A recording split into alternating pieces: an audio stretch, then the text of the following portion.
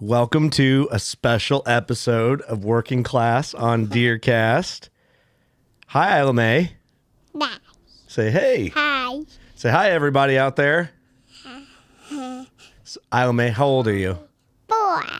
And this is your first podcast, and you're recording it with me. What do you think about that? Pretty cool, huh? You got to talk so people can hear you in the microphone. So tell everybody your name and how old you are. I'm 4 and I'm IlaMay. IlaMay. And so I want to talk to you about deer hunting. What do you think about deer hunting? One time I hunted with a bad dad. Yeah, we went out hunting earlier this year, huh, in the blind. But now it's really cold. We'll have to get a heater for the blind. What'd you think about hunting out there? It's cool.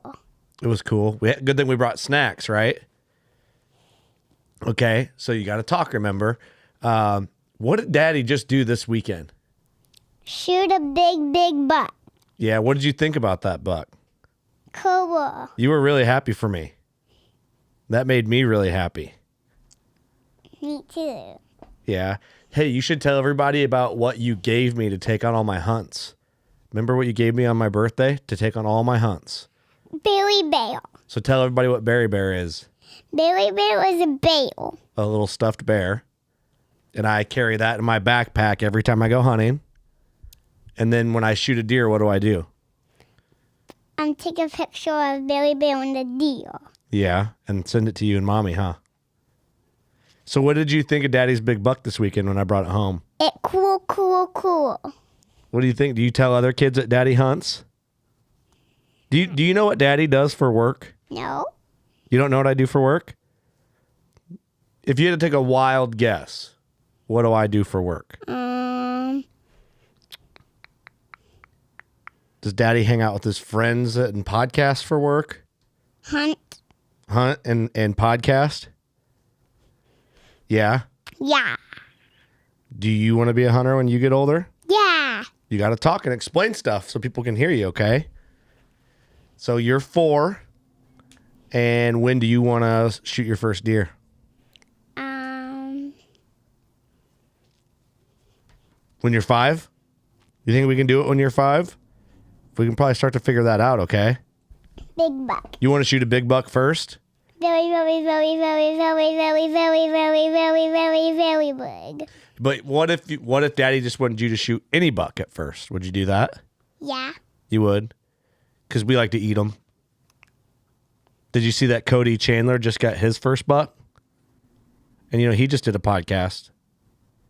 So we could do a podcast. When you shoot a buck, we could do a podcast about your buck. Okay. Does that sound good? Yeah. What do you want to tell the people out there? You have anything you want to say right now? You're 4 years old. This is your first podcast at 4. You're doing pretty good. Is there anything you want to tell anybody about hunting or anything like that? What do you want to tell them? I really want to shoot a big buck like you did, Dad. I hope so. We will. We'll do that, okay? You like elk hunting too, though, don't you? You like when Daddy goes elk hunting? I want to go elk hunting too. You like to call the elk. Think you could do a call without the bugle tube here on the podcast? Yeah. You think you could? Can you give the people a sampler elk call?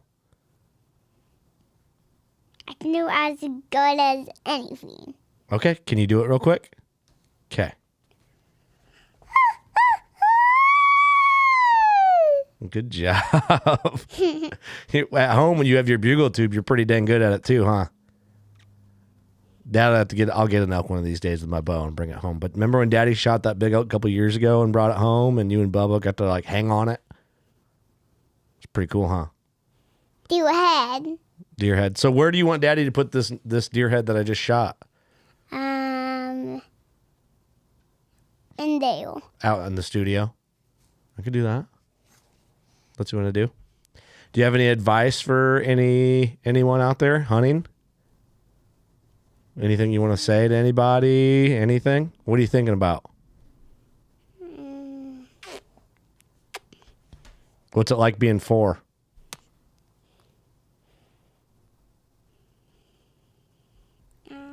You're all timed out, huh? You did good. We'll get you back on and talk more hunting soon, okay? Yay! We'll have to. We'll go hunting again. We'll try to go hunting again this year, and maybe we can get a doe together in the blind. Yay! Dad, he'll get a heater, and we'll go. Okay. Okay. Okay. Say thanks everybody for watching. My name's IlaMay. I want to do more. You want to keep going? Okay. What do you want to talk about?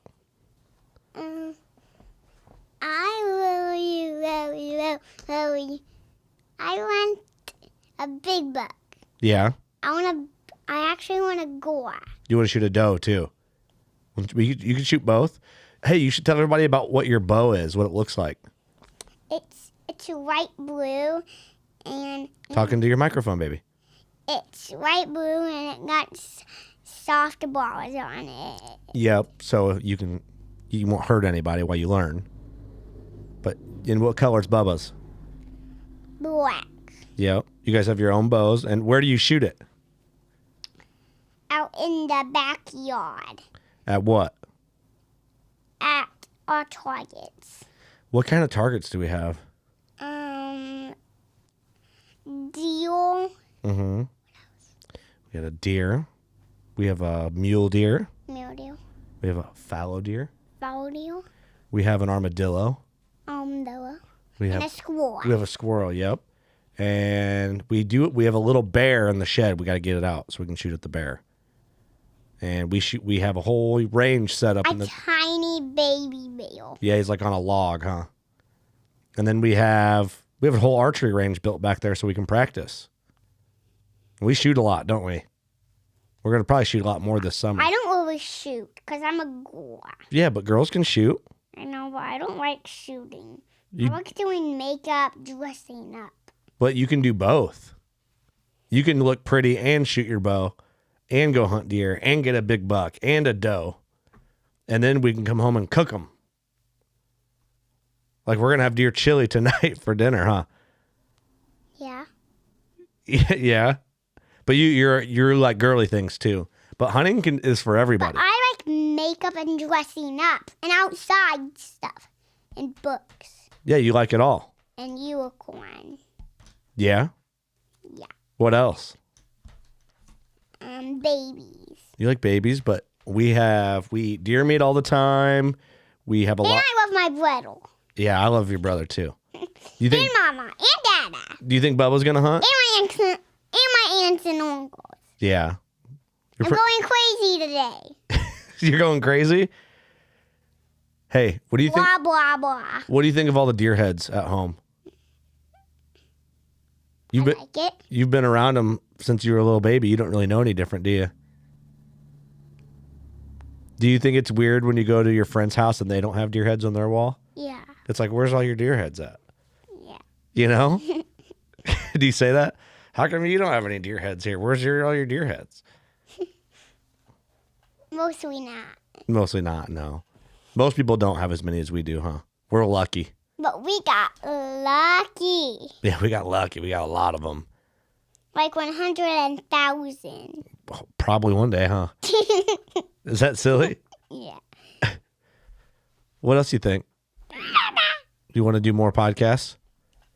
Yeah. Yeah. I think Daddy, honest, I want to do a different one. You want to do a different podcast? So you want to say bye to everybody on this one? Okay. So thanks everybody for watching. Thank everybody for watching. And then you want to close it out, you can go, you know what to do. Go shoot your bow. You say that. You say it. You want me to do it? Yeah. Okay, I'll say it. Ready? Yeah. You know what to do. Go shoot your bow. We love you. Bye-bye. Bye. Wait. We forgot to say your work name. Oh. You want me to say you're listening to Working Class Bowhunter? Yeah, say it. Can you say it? No. Okay. You're listening to Working Class Bowhunter. Go shoot your bow. We love you. Bye. Bye. Is that good? Okay. This is Working Class on DeerCast, episode 108. Just got off that maybe confusing to some people, but sweet. And you can't be mad at that 10-minute intro with my daughter, IlaMay. When we come in on Mondays, she goes to school and all that, and I pick her up and she hangs out with me at the studio, and she wanted to podcast really bad. So I said, all right, let's do it, but you got to talk. So that was IlaMay's introduction to the WCB platform. I don't know, just dang cute. That probably means nothing to everybody else, but in 10 years down the road, and I look back on that, that'll be hilarious for the both of us, I'm sure. So correct. What's up, Lee? What's up, Curtis? You know what I'm going to call you? Oh, Lord. This is, I'm not going to call you Austin, but this is, you're kind of like my, I'm trying to keep it PG. If this was just a regular WCB episode, I'd just call you my SLUT. You're kind of just my random, you're my podcast slut. I can just call you up and you just willing to jump on whenever. I'm the filler. Okay, filler. You like filler better than the other for one. For the audience, I think it's the better terminology. Okay. Yeah, good call, Lee. Good call. You're the filler guy. But also it's like you're part of the crew, and everybody else is like here every week, except for Ross. He's busy and all that, whatever. So it works out good when you call in on this series, and you're like close to a co-host, but not quite. We'll see. But just creeping in there, right? Just creeping on in. Yeah, you're a good filler. There we go. Man, we are in past Thanksgiving right now. Let's talk about the time frame we're in. This coming weekend would be Illinois' second firearm season, which is like Thursday, Friday, Saturday, Sunday. A lot of the Illinois residents that are more bow hunters, hardcore bow hunters that have like target deer are either going, dang it, everybody got blasted, or they're wiping sweat from their forehead. Oh, all the boys made it. Normally, if all the boys you want to make it, there's a good chance they're going to make it through second season as well. Maybe. There's more of a chance than there was first season. It's less in the rut. Less people have available tags. Less people are willing to sit in the weather. It's more of a grind when you got to hunt for a fourth day for a lot of those guys. Yeah, it's kind of the same for us. Our first shotgun season starts Saturday, this coming Saturday. It is. December Okay. 2nd. What happens in Iowa after that? Like, how do the bow hunters perceive it? And how is it? Honestly, a lot of guys, bow hunting goes out the window for the most part because it gets into that late season time frame. And in Iowa, being that you can only shoot one buck with the bow and one buck with the gun, a lot of guys, if they haven't filled a bow tag by now, they're either hunting shotgun with their state tag, or then late muzzleloader starts right after shotgun.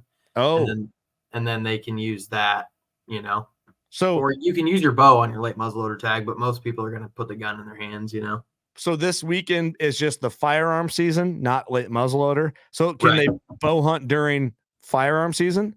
Nope. Why? I wonder why can you do it? You can't do it in firearm season, but you can do it in muzzleloader season. Well, because Iowa, you can party hunt during shotgun season, and like there's a lot more driving that goes on, like deer drives. I don't know that for a fact, but that's just my redneck assumption of it, I suppose. I always hear that a lot. Like when I worked at deer, I worked with guys who hunted in Iowa, casuals, and they'd be like, "Oh yeah, we got 5 deer." Like, well, you shot 5 deer? Oh no, our crew. Yeah, it's like their way of saying they didn't shoot a deer, but they did. Yeah, that's how I grew up. I mean, I grew up shotgun hunting. That's how I got my start. No, I got nothing against that. I wasn't used to the party hunting terminology. Oh yeah. Like, oh yeah, we got 5 deer. What? You shot 5 deer? No, we got 5. Like our group. Yeah. I'm like, well, you didn't shoot anything. Yeah. So right. This Saturday it's Saturday through Wednesday. So December 2nd through whatever that would be, a 5-day window, and then it goes off for Thursday, Friday, and then the second season starts, and that is Saturday through the next Sunday. Oh, geez. But you can only hunt one or the other. You can't hunt both. Oh, you can't hunt first and second?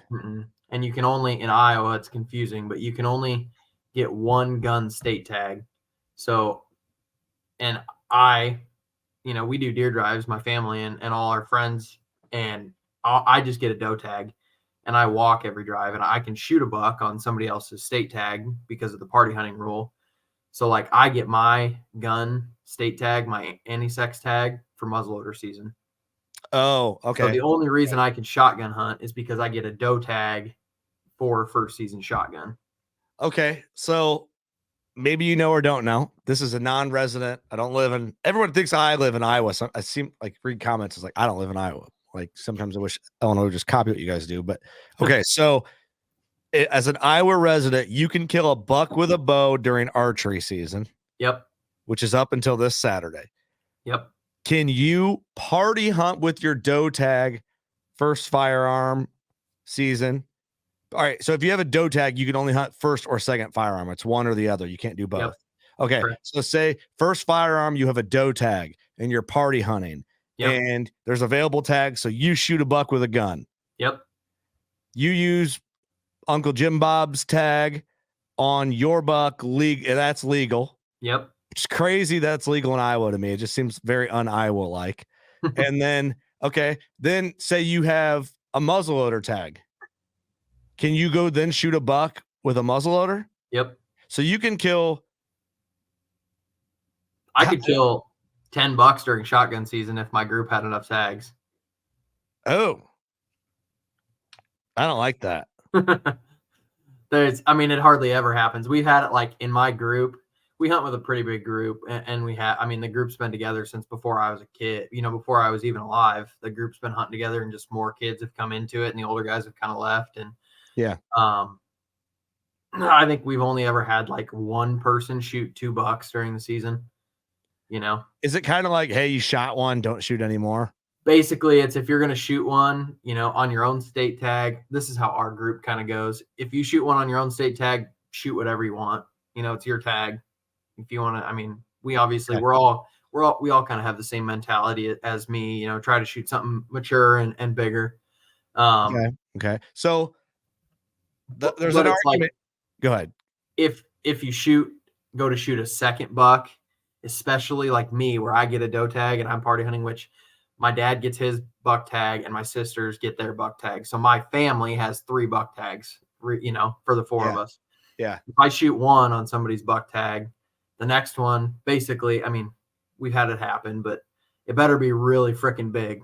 Basically. Unpassable big, yeah. Yeah, that's like kind of how our group mentality goes. And there's groups that are not that way. Where I hunt, there's other groups that hunt, and it's shoot the first 4 antler deer that run by you to fill our buck tags, so we're done.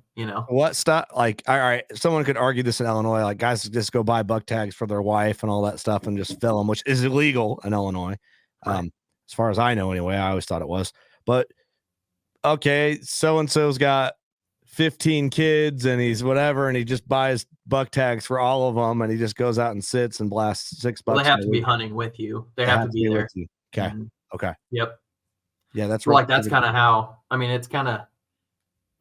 It's hard for our group to navigate that kind of stuff because not everybody hunts all 5 days. So it's like, okay, well, this person's only hunting until Monday. Let's put their buck tag on it. So then we have that buck tag, of Jim Bob until Wednesday. Yeah, so you don't end up without a buck tag. Yeah. Interesting. Okay. Yeah. What happens to now? It's in it. Your guys' firearm season is in a transition area, I guess, of the season of like rut pattern to feed pattern, I guess. Mm-hmm. So I was going to ask how does the deer herd seem after your guys' firearm season comes and goes, but it's changing no matter what. Yeah, but I will say, just like Illinois, after your gun season, the deer kind of go MIA for a while. It's kind of the same way, really. And it depends on where you are. The party hunting, big deer drives. It's not as common in Iowa anymore. There's just where I live here, I was talking to a guy the other day about it because it's the landowner that lets me hunt where I killed Junk Brow. Mm-hmm. He shotgun Junk Brow behind you. Yeah, right here. Yep. He shotgun hunts, and we were just doing our yearly. I always talk to him. I always call him towards the end of archery season before shotgun and just kind of talk about deer and what I've seen. And he's like, I just don't see the shotgun hunters anymore like I used to. We used to have people always ask to push, and I just don't see it anymore. And I think it's it's transitioned with hunting as it's transitioned to like more sitting rather than pushing. You know what I mean? People hunting specific target deer and this and that. So I was just talking to somebody about this, maybe the Bushaks, but I have to check. I didn't see what the Illinois report was after our first weekend, which was last weekend. I didn't see if it was up or down. I thought I heard it was down, but I hadn't looked for myself yet. But there's like a lot of discussion with people I talked to that the popularity of crossbows has kind of taken a lot of the initial like opening day gunner blast of pressure and kind of disperse it through the archery season. I mean, it makes sense, I guess, without seeing the numbers. I mean, just the concept of it makes sense. It makes sense to me. I think the level of hunter is more. Oh, this is bold. I don't know if I fully believe this or not. Maybe the overall like thought process of the hunter is higher evolved than you're like. I mean, not across the board. We all know who I'm referring to on like the other end. It's just like shoot at anything and everything that like, shooting at movement in the brush and those type of crazy guys that you don't want to be associated with. Right. I just wonder if like overall awareness and the popularity of big deer and trying to kill more mature deer, or the conservation mindset, like the adult onset from the meat eater era and stuff like that. I wonder if that's made a big difference. I think it has. Like I say, it used to be, I mean, everybody I know used to party shotgun hunt growing up. I mean, everybody. And now it's dwindling and dwindling and dwindling. But, well, maybe for the better then. Maybe things are going to increase. Yeah. It's kind of like quality. Kind of the same mindset you were talking about, like you Illinois guys praying once the gun season gets here, just praying that deer makes it through. I mean, it's the same thing for me, Yeah. For me, especially hunting over in Amana, it's, because there's 160 gun hunters that run through Amana throughout the 2 seasons, So I've got one deer that I'm just praying that he finds a hole in a creek bank and lays down for 14 days or whatever it is. Crawls inside a cave, a cave, and just hides out there and survives. Yeah, it's crazy. Okay. So you filled your Iowa archery tag.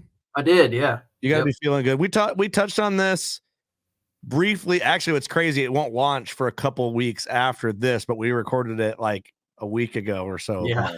So it's just funny the way things lay out. Our schedule's crazy. Yeah. So you kill the buck. People are going to hear a little bit about it twice. That's all right. Yep. Talk about it. How'd it feel? You made your facial hair. That's good news. Made me. Yeah, I wouldn't call this facial hair, but it's a start. You just got to kill another. I've never no shave November, so I figured I'd give it a shot. Yeah, I hear you. Well, you kill another buck with a bow, it might start coming in real good. Yeah. You'll have a mustache like Doug's, another buck or two. So starting off the season, it was like after last season being so demoralizing and not having any good deer. Coming into this season, I put a lot more cameras out in a wider area, got a bunch of new properties, and just had way higher hopes coming into this season, because some of these new properties, I had some new good deer on, and even my old properties, I had 10 or 12 bucks that I would have said were shooters throughout all my cameras, Yeah. And I was super confident coming into the season. The one property I got was 40 acres, and it was a really nice setup. And right about Velvet Shed, I get a picture of a skid loader in the middle of the timber. I love this story. No, sorry. I'm like, no, that's not supposed to be there. Why would you, because I'd heard the neighbors were going to put in a new fence, but they were way off the fence line, Yeah. I talked to the landowner, and he's like, oh yeah, they're just clearing some trees to put in a new fence. And I'm like, all right. So next day I get a camera update. My camera's in somebody's pickup. So I call the landowner, and he's like, oh, well, yeah, I grabbed it because they were getting ready to clear. They were just going to clear some trees out, a few trees out for me, some shrub trees in there while they're in there. And long story short, he ended up bulldozing 12 acres of timber completely to make it into tillable ground. So right. Why would he not? It was 27 acres of it was tillable or something like that, or timbered, and he took out 12, and then this spring plans to take out even more. So I had really high hopes for that property, and I had 3 really big deer on it for a 40-acre piece, and it just boom. Will you go back to that piece to check to see what's around, or? I'll probably, the one bad stigma that shotgun season has over here is the Orange Army, and people like, a lot of times some people don't follow fence line rules and that kind of stuff. Yeah, So why would you? Yeah, why would you? post shotgun season, I'll probably go look at sign and see what's there for tracks and that kind of stuff, and throw a few cameras out. But Yeah, I pulled all my stuff off of there just because I was so demoralized because you might as well put them somewhere else so they can work for you. Right. I went and loaded the junk bra property because I had a couple of deer that I was hoping to see back there, and had 3 really good deer show up there. Nanner, which I've talked about, Carolina, and then the Old Man. All 3 of them were regular as heck, and this was leading into season. Well, hey, I think we should refresh people. Like, you're fresh off of what we were calling the 200-inch curse. Yeah. Which is, junk bra behind you if they're watching this on DeerCast or our YouTube.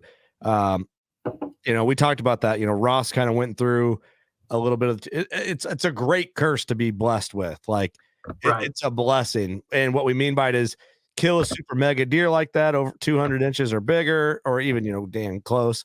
And you are just naturally not going to have the best season after in most cases. And it was that way. All your luck. Huh? You cashed in all your luck. Yeah. Oh, for sure. Yeah.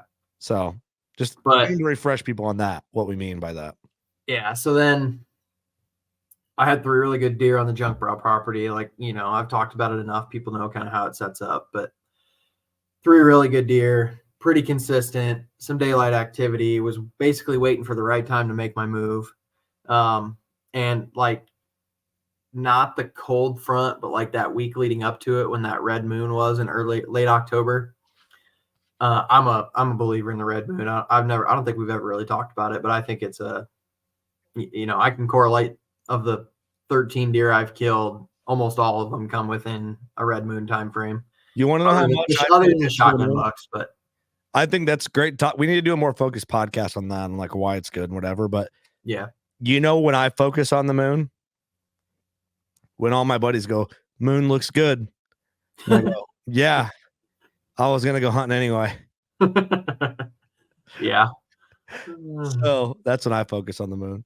Well, like I said, I'm a hella believer in the red moon deal, and that red moon was coming, and I was gonna be gone for work for that week, and I told everybody, I'm like, I just know it. I know. Was this the weekend of weekends? No, it was the week before that. Week before, that's right. Yep. It was like the 16th, around the 16th of October. Yep. And I was like, I know it's going to happen. They're going to daylight right there in front of my blind on the white pine post. I put it, the white pine rub and scrape I put in. It's just going to happen. And the one night we're sitting there at our work meeting, like a work dinner, and bling, cell cam, like 45 minutes before daylight. Both Carolina and the Old Man just right there. It's together. Like, yeah. Oh yeah. Like 2 minutes apart, and Nanner, Nanner and Old Man like lived simultaneously last year. Like, and it's one of those things where, I don't remember who I heard saying something, but like deer's mentalities can change from year to year when you add another year of age.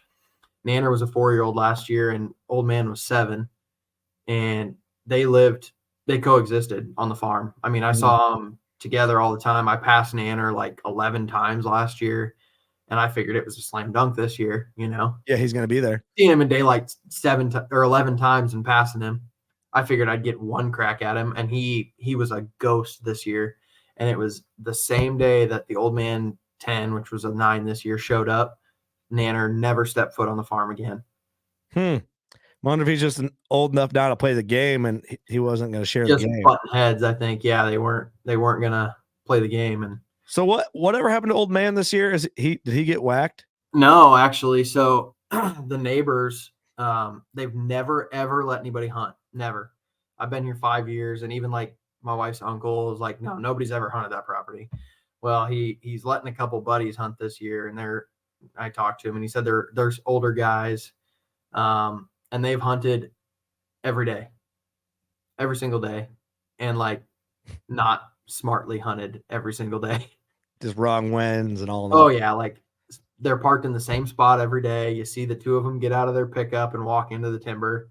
And the best bedding area on the farm is like 200 yards, 250 yards from where they park. And they'll get out of the truck with a south wind blowing straight to the bedding area. Yeah. And like I had Carolina, Nana had left, but I had Carolina and the old man pretty consistently, like not necessarily always daylight, but right close to it, or even in the middle of the night. I get pictures of them. Yeah, something to at least know they're there and whatever. Yeah. And 3 days, they started hunting like, the week leading in between the Red Moon week and the weekend of all weekends. They started hunting like in there, and 3 days of them hunting in a row, and all of a sudden, poof. Isn't that crazy? Or, Carolina and the old man, I didn't hardly have a picture of them because of all the added pressure they weren't used to. They just. Do you think those guys are like, man, there's no deer in here? Well, I talked to the landowner the other day, and he was like, yeah, they're seeing quite a few deer. Just, they're lazy old guys like me. Ha ha, Oh, man. Seeing lots of deer, just not getting any good shots. And probably all young deer just from the pressure. Yeah. I like I say, it went from like, well, last year having the old man all the time on camera, and Carolina last year all the time on camera, to this year all sorts of pictures, and then boom, like literally 3 days after they started hunting every day, boom. And I've had probably 3 sets of pictures of each of those deer since the 3rd week of October. And that's it. So what you're saying is things aren't going well for you. No, they were not great. And like on Amana, I had a bunch of good bucks there. Just I was kind of worried EHD, so I actually took a weekend and like I went and walked every water source back in Amana, because I had like I say, I had like 8 or 10 bucks on Amana that I would have put in the shooter category, Yeah. And when they disappeared, wasn't like the velvet scramble. It wasn't normal for a time when I've had deer disappear in the past. Yep.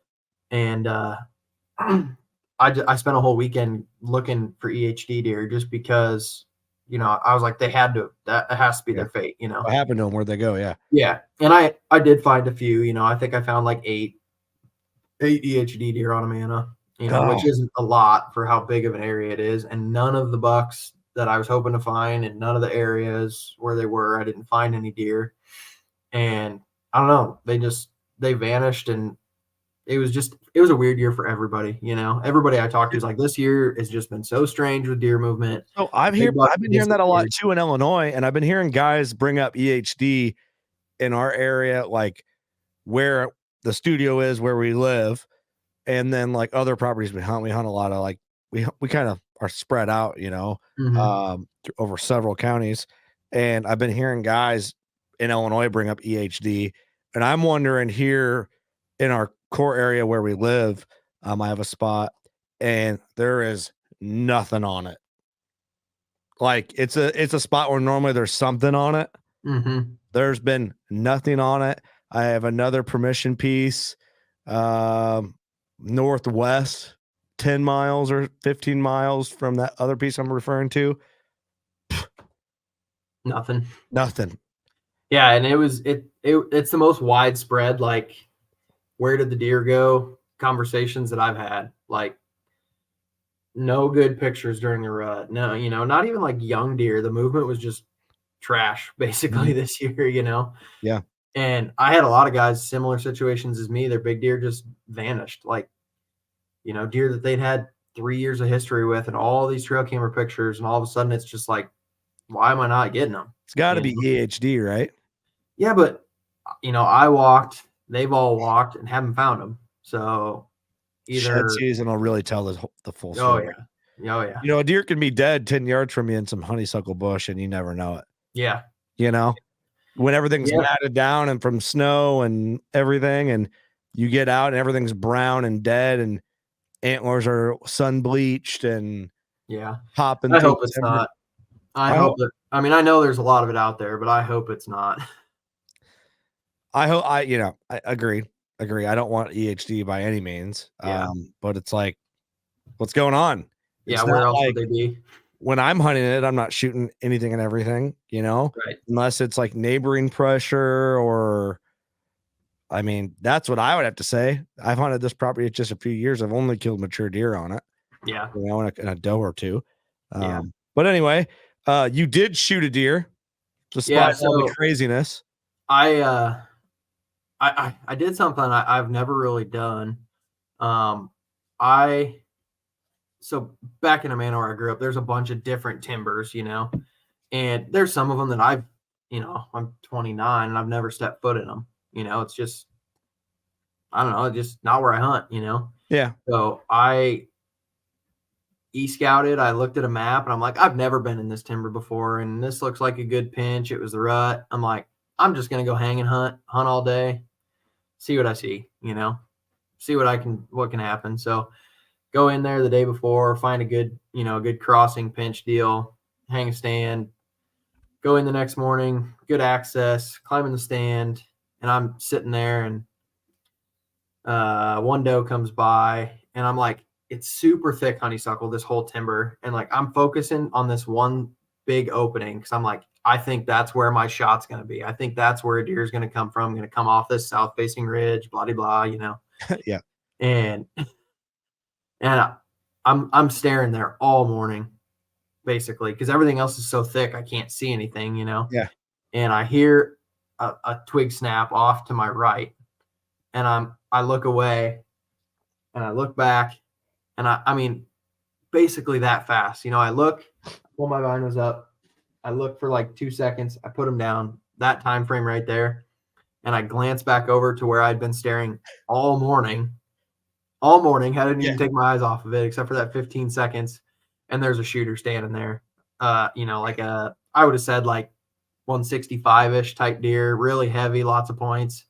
Yeah. And I rip my bow off the hanger and I draw back because I got one other lane that I'm like, that's where he's going. Yeah. And it's the rut. And all of a sudden he's getting towards where my shooting lane's gonna be. And just bulldozes through the thick honeysuckle into the creek bottom and out of my life. And I'm like, nice. You got to be kidding me. I literally looked away for 15 seconds. Yeah, it's just by chance. It wasn't meant to be. Yeah, so sat the rest of that day, nothing. Then I went, I don't think it was the next morning. I don't remember. It was that same week, but I had good wins again. So I went and I was going to only hunt till 10 o'clock and hunt all morning, don't see a deer. And like 15 minutes before I got to get down and leave, I'm like, it's so quiet in here. I'd rattled once or twice that morning and nothing happened. And I'm like, I'm just going to hit the horns as hard as I can hit the horns. And I just beat the living heck out of the horns. And all of a sudden, I love doing that, dude. I love doing that. Just as hard as you can thrash them. And you can smell them when you do that, right? You can smell them. Oh, yeah. The burn. Uh-huh. Yep. So I smack them, and all of a sudden, here comes 3 little bucks, like a toilet rack and, Toilet rack? Well, yeah, like a toilet paper holder. Oh, I got you. Okay. Like you can fit toilet paper between the beams. Nice. Yeah. And a broken up 100-incher and then like a full racked 100-incher all at the same time from 3 different directions, just go whoosh right to me. You just rattled in $3 from Michigan. They just ran down. Just came running. Yeah. And they're standing down there. Minnesota would have been closer, but yeah, they could hear it. I hit them that hard. Yeah. They're standing there messing around, kind of downwind a little bit, getting a little funky, but they're tickling horns, and all of a sudden, out of the thick honeysuckle, I hear, and I'm like, that's a bigger one, So I grab my bow, and this honeysuckle's like, it's so thick you can't see anywhere except for right here in front of me in this shooting lane. Which is why you missed that deer and going through your pocket initially. Yeah. Yep. But anyways, I hear that grunt and out pops this 18-inch wide frame, 9 points, good brows. And I between last year being so demoralizing and everything, I just instantly, I'm like, this got me amped up. I'm killing this deer. I looked at him for that long. Yeah. And he came out of the honeysuckle at 17 yards. And I looked at him for literally a split second. And I'm like, yep, you're dying. And the old Ross Bigger saying, I ripped it back and I throttled him at like 15 yards. And he big mule kick and just took, and I could see blood just pouring out of him as he ran away. And instantly I'm like, let's go. Yeah, right. Yeah. You broke the curse. Yep. And he runs. I think I hear him crash, How certain were you? I was like 99% certain. It's pretty certain. It's one of those where it's like, if you didn't see it, I didn't see it, so I'm not going to go, and how I got to walk out, I got to walk right through there, right where he ran. I can look at the blood a little bit, and I do the FaceTimes and the calls and all that stuff and get down. And it's been about 25 minutes and climb down the tree, look at the blood trail him until he turned and went in the timber, which is about where I heard him crash. But I had to go, like, I had a meeting, so I had to go take care of my meeting quick and then come back.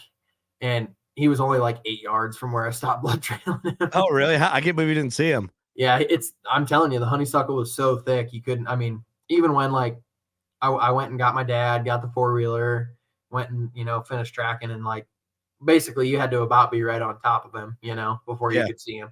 Yeah, but, awesome. Ching. Yeah, my dad videoed the whole thing, the recovery and all that jazz. And very cool. Yep. That's cool, man. Like, yeah, it felt good to get the curse off my back. And it's been, it was one of those, we've talked about it where like, I don't 95% of the deer I see when I hunt, I know because of trail camera pictures, Yeah. So it was like refreshing to just hop in somewhere that I had no history, didn't know any of the deer, and just hunt. Yep. Like Nick Morris, just go hunt and see what happens. Yep. Don't get me wrong. He was a little bit smaller than I anticipated, but that doesn't matter, right. Well, talk about him. So he was when I first shot him, I thought he was like low 50s, 152 to 155, somewhere in there. I just saw his frame, good tine length. Ended up, I was about 18 inches off. He was mid 30s, 136. Really good brows, really wide frame, just spindly and long tines. Probably a younger deer, to be honest with you, but But what else did he have? A baby dropper, my first drop tine. Yeah, dude, it counts. Like, you bring the skull plate to the studio once you had them capped out, because I measured it for you for a bow hunting league, whatever. And I'm like, baby dropper, man. Like, you didn't say nothing about the baby dropper the whole time. I'm like, man, that's some drop tines. You got to brag about the drop tine. Yeah, it was. So he's my 13th buck, and I had never really experienced ground shrinkage, to be honest with you. He was number 13. He was my 13th deer. Yeah.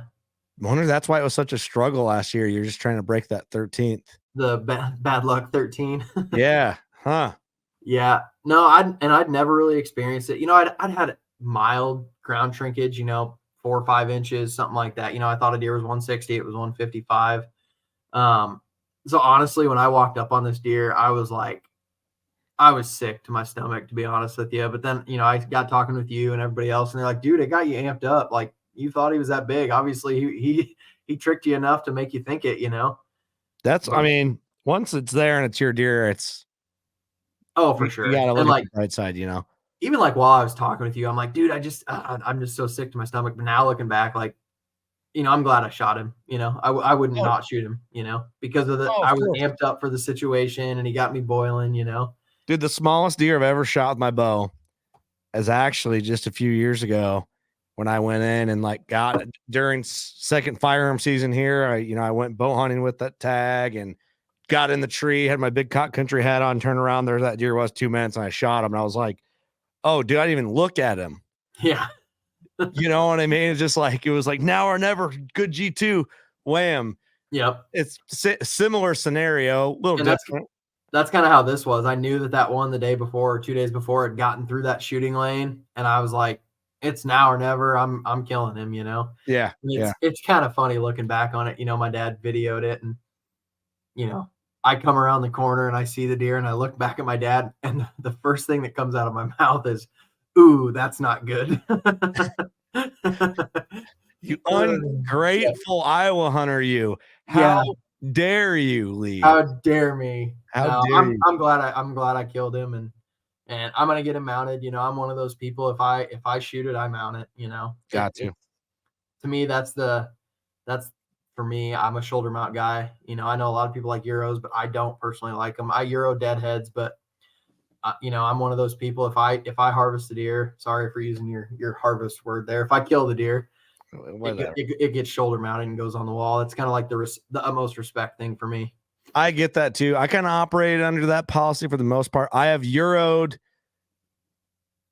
a handful of deer since we started the podcast. Like the big nuts buck, I Euroed. But I had his Euro's cool because his head is huge. Yeah, so and it's heavy. Euro, but I also use that cape for the Geierbuck replica. Yeah. So is it the same? No, but I did not mount it technically. Right. That surprise buck I Euroed, because he looks better as a Euro when there's no ears behind his rack. But he actually is a good buck. He's one of them deer. He's an 8-pointer, a good 8, but his 3s are way out on his beam. Yeah. And so I think I got tricked by like the G2 having nothing next to it and the 3 being way forward. I thought I was seeing like giant beam, but whatever. Yeah. I think the Euro looks great. Yeah. I have like a Euro room in my house where all the Euros hang up, but I hear you though. I'm getting to this point though. I'll tell you. So if people follow us on the internet, they know I killed my biggest buck this year. Eric killed his biggest buck this year. And Doug killed his biggest buck this year. Biggest buck with a bow. Yep. And we haven't really talked about that yet as a crew, and that will come out here in a little while. Like best year for big deer we've had as a 3-man crew right there. We were kind of him-hawing in the group today. Eric's like, oh yeah, we should all do pedestal mounts and all this. And like, I'm for it, but how many pedestal mounts take up significantly more room than a regular mount. And I'm like my previous biggest buck, which is just a touch smaller than this one. I have him just off the wall, shoulder mounted. And I kind of am glad I did it that way. I don't know. So I'm going to do this one the same. I'm not going to pedestal him. Yeah. I don't know. Pedestals are really cool, but like you say, they take up a lot of room. So much room. Basically my mentality for a while was I've got 3 pedestals. In 2020, I killed that 168 incher. That was my biggest deer by like 10 inches. So I was like, all right, I'm going to pedestal mount him, big body, big dark chocolate rack. I think that's one of the better typicals I'll probably ever kill, So I'm like, I'm going to pedestal mount that one. Well, then the next year I killed my 173 and they're like super spitting image of each other. Like they're both really perfect, no extras, 10-pointers. He was 173, the other one was 168. I'm like, well, I should do this one the same form, but the other turn. So I'm going to pedestal mount him. And then I killed Junk Brow. So I'm like, well, I got to pedestal mount Junk Brow. Yeah. But now it'll take something like special for me to pedestal it again. I don't think I'm going to do a pedestal because you can get a full range hanging system set up and kind of make them a pedestal. Yeah. You know, I just like the extra shoulder, but now, like I said, now it's going to have to take something special. Like, I've always said if it's the 170 mark, I'll pedestal mount it, but because we're not going to shoot a whole lot of those in our lifetime. So I have too many pedestal mounts by now. It's a great problem, but like, I think, I got the Geierbuck replica, got my dad's last buck, both on pedestal mounts. I got Creepy on a pedestal mount. I got, how the fuck is that? Oh man, I said the F word. Whatever, I don't care. Another 8-pointer that I think is a pedestal. I can't remember what he is. I'm pushing it, right? Yeah. So and you wouldn't think that they take up that much more room, but they really do, especially like Junk Brow's not too bad because he's like a quarter turn pedestal or something like that. Yeah. But my 2 10-pointers, they are hard 90-degree turn pedestals. And it's like, it's not like this. It's like you're taking up that much room instead of just, it's like 14 extra inches of shoulder. Well, if you're a guy with a Versus- lot of deer heads, they're a problem. If you're only going to mount 10 deer and you have a larger home with higher ceilings, they can look very tasteful spread out. Like if you had another one on the other side of that door and then your room kept going, you Yep. can make them look very tasteful. But if you're a guy like Chandler who's got a room cram packed and he needs 14 inches from mount to mount, it adds up quick. So yeah, that's how. I mean, my man cave is not very big. It's got really short ceilings, and we're looking at building a house here pretty quick, and I'm gonna have to make myself a big man cave. 12-foot ceilings and just have some fun with it. Okay. Oh, yeah. So you've been hunting Illinois? Yeah, I bought an Illinois tag. Just because I've never done it. I was tagged out, and I figured why not. I just spent the last like Thanksgiving, Friday, Saturday, Sunday, the wife and I and Jensen went over and hung out with Leah in Austin and hunted with Austin for the weekend. And actually I had some really good rattling encounters. I had a shooter coming on a string, a very, very whiskey wind.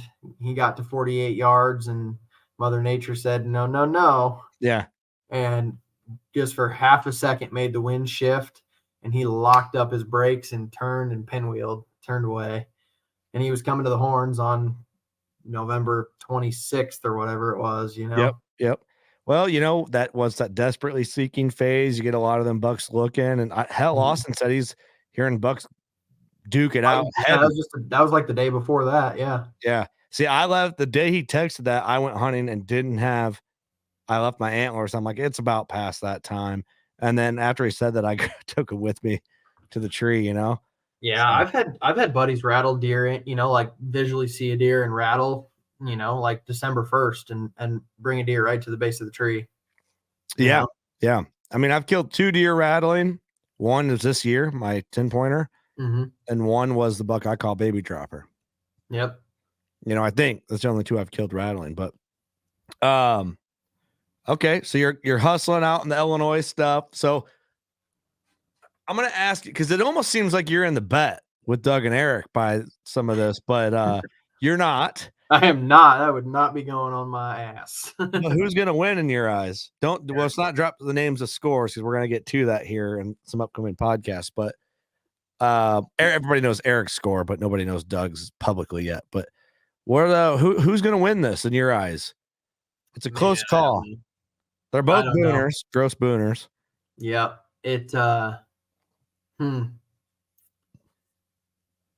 I really want Eric to win just because I want to see Doug squeal. Doug's missed 2 podcasts because of his girlfriend already. So I'm rooting for Eric. And he missed the entirety of this last really nice cold front in the post-rut time frame to be with hard her. To respect. It's really hard to respect him. We love you, Dougie. It's almost like he's forgetting about us. What can you do, man? We've all been there at some point. Is the boy slipping? Nah, I think he'll be all right. He's just in the honeymoon phase here yet. Yeah. It'll really come to bite him when he's got to make her mad. Yeah, when he's got to make her mad. Yeah, I don't know who's going to win. I think it's going to come down to It's whoever kills the next buck, obviously. Basically, I think it's going to come down to the last day of Iowa's late muzzleloader season because ATA is on the 11th. So Iowa ends the 10th. I said this on the podcast that'll be coming out later, but I think they're both going to kill a buck on January 10th in Iowa, and that's going to be the deciding factor. I don't think either of them is going to kill, especially now going into the gun season. In Illinois, you're saying? In Illinois, I don't think either of them is going to kill. If one of them can kill a buck in Illinois, it will be game over. It will be the winner. Yep. I've said that since. Yep. It's game over. So interesting bet there. We need to get some live coverage on that here on our socials. I will play into that. But no, I think this has been a fun conversation. I think very relevant to coming into the 2 firearm seasons. Oh, man. Okay. If in Iowa, Lee, if you had to give anyone who hasn't filled a tag in Iowa, archery, maybe they're not going to gun hunt, maybe they are, give some motivating words to the people? Because I'm starting to get sad messages on the socials. Well, just stay positive. I mean, it's hard to say that, but just stay positive. And I've noticed a lot of the green revisited type stuff right now. I've got some cameras on some rye fields, and I'm getting tremendously more deer on the rye fields than any grain field, even with this cold weather. So Okay. always stay positive, even when stuff kind of goes down. And, you never know when God's going to give you that gift, That's right. Like you're tagged out, homie, right? Tagged out. You're there. I have to look forward to an upcoming episode, but yeah, we're recording that episode here in a couple of days. I'll tell you my advice for the guys in Illinois and everywhere else you're hunting. A season can seem like one of the most frustrating seasons you've had, or you might have had an up and some downs and all arounds, whatever. And you're probably ready to like just give it in, but your whole season can change in one sit. And it literally, that's all it takes with bow hunting. Bow hunting is a game of inches when it comes to shooting deer, and it's a game of just minutes when it comes to when you look back on your season, how do you perceive it as a whole, right? Yep. When you grind it out for a week straight and all day sits in November to get an opportunity and nothing went right or whatever happened, and then you get out of it, you step back, get refreshed, and go back in and kill a good deer, or things just work how they're supposed to work. You look back, you almost forget about how much it's fun. The grind is fun, but it can suck. So we enjoy the suck of it, right? Like you wouldn't rather.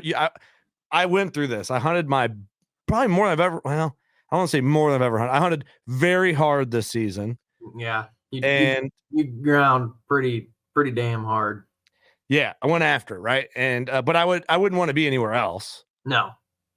So I don't want to sound ungrateful for that, but your whole season can change in one damn minute. Yeah, and I think from an Iowa standpoint, like we're coming into one of my favorite times of the year. I mean, obviously I love archery hunting, and I love that post-rut time frame. But in Iowa, being that there are those shotgun drives, I have a lot of deer show up in areas post-shotgun season for the late season, which we can still use our bow tags late season too if we still got them. Mm-hmm.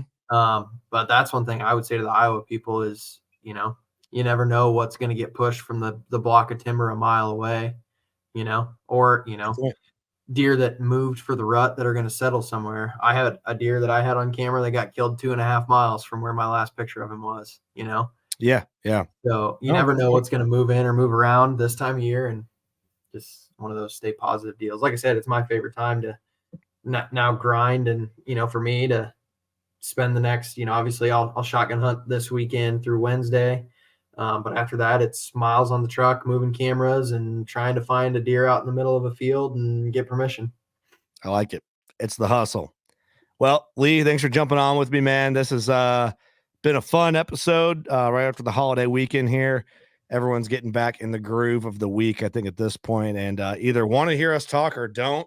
And some guys are still excited. There's a lot of guys that are over hunting at this point. Yeah, there's a lot of guys that I know that hang it up. As of right now, they're especially with the bow in Iowa, their bow season's done. Yep. Oh, in Illinois too. I know a lot of guys are just done. I get it. It's tough. Yeah.